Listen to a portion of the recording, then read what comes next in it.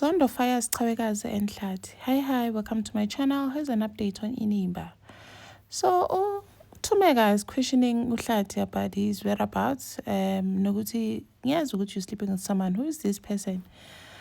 Avelati Hlathi, I'm not going to entertain this. I'm done talking about this thing. Basically, it's about eat breakfast as a family.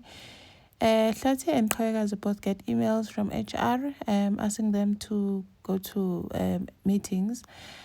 And then Zondo meets up with Hlathi and tells him that he is terminating his contract because the way telling a corner it was fraudulent.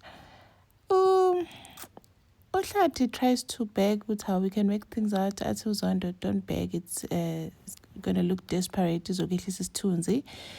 the other hand, Chawekazi meets up with HR and she's told that a contract is terminated. I said to Zondo, if you need a letter, HR will write you one if you need a recommendation. Ngapha Tumega is busy trying to find out ukuthi kahle ubani this lady alala naye uHlathi.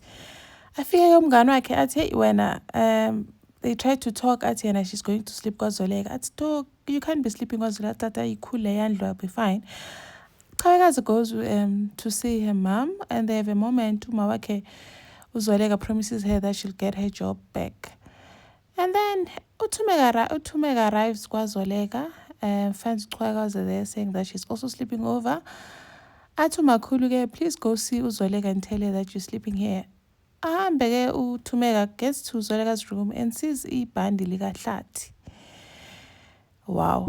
And then Zondo gets rejected twice by a client demanding that they can only speak to Zoleka, not Yena. Thank you for watching. Please like, share, and subscribe. See you on the next one. Bye.